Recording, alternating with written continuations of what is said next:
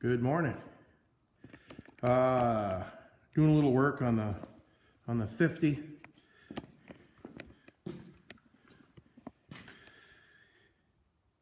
Those aren't tires, they'll probably stay. I put those on and move it around. Those were on a 66 when I bought it. I'm going to convert the front end to F-150 spindles and caliper rotor setup, so I can run 5.5. So let me just take a little look in here. This is what I've been doing, putting some structure in here. You can see across the back what we've done. I'm going to do a little cleaning up. There's the inside frame.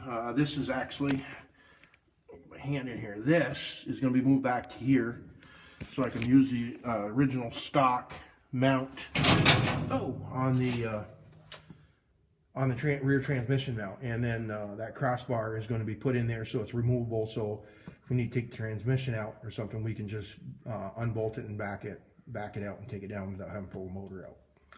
So there is a new clutch in it. We just mated that up.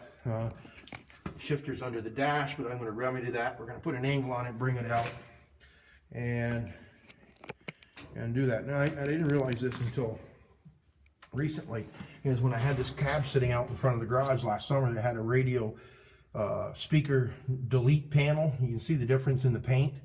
That was just like new, even though it was an old, it was original on this truck, and it was in very nice shape, and apparently somebody felt the need to take that out of my truck when the cab was sitting out front on a pallet. So a little disappointed about that.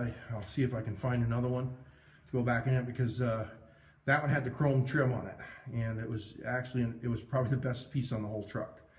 So anyway, going to go with a diamond plate floor once again.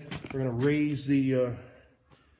raise the floor up 4 inches on either side of the tunnel to accommodate the seats. Let me show you. Sorry about the mess in here, but I get working and then I get tired after I get through work, and so those are the seats that are going in it. And they are electric. I'm not even really sure what they are. I did some work on a car and continuing to do some work on another vehicle for this guy, and that's actually my brother. So, and he traded those seats for the work. So we set in the 5.8 liter, and put the 5-speed in. I switched it over from automatic, put the 5-speed in it. And what is that? It's a 5. I can't think of the numbers. They're off the top of my head. I got it written top of my head and can't think of 505. Yeah, whatever. It's in my head. It'll pop out eventually. I took the pedals out of one truck. We're going to try it, but I'm not too sure. I kind of like what 63 Impala did on his. He bought the unit to go underneath the dash, and I've got plenty of room under there because we ripped everything out. So I might look at that. I got to go back and take a look to see what he did on his. I am going to put a Edelbrock intake on this, convert it back to carburation, and get all this off it. I probably will leave the serpentine set up because I have a nice power steering pump and alternator and everything that came off this engine. I can put it back on here, maybe with a serpentine kit or something. So try to clean it up a little bit. Steering, I've been kind of looking at I did it steering column, and then it's a non-collapsible, but we'll work through that. I don't think I'm going to try to run into anything. So doing a little more shoring up on the cab. That should be nice and bright in your eyes. I got a pretty good angle on the rear end. I'm about 5 degrees down on the engine. That's about where we'll be. So getting actually some work done on this before I got to put it away again and start getting my snow removal equipment ready.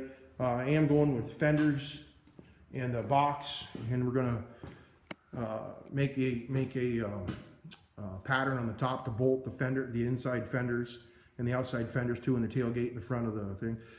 Actually got to move that rear end forward about 4.5 inches to go with the 355 gear end I'm using out of a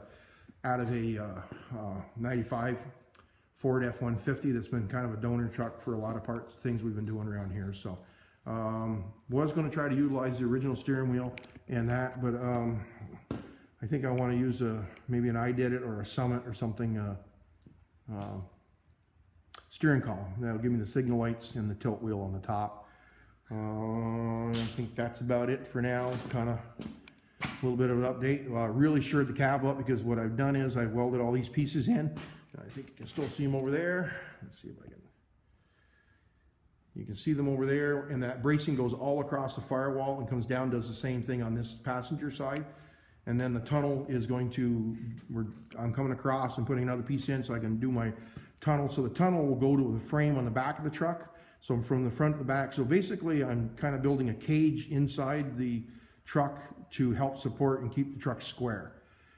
These old cabs, the floor was out of this truck, and the story behind this truck is, this is a buddy of mine's truck. I drove this truck when I was a kid.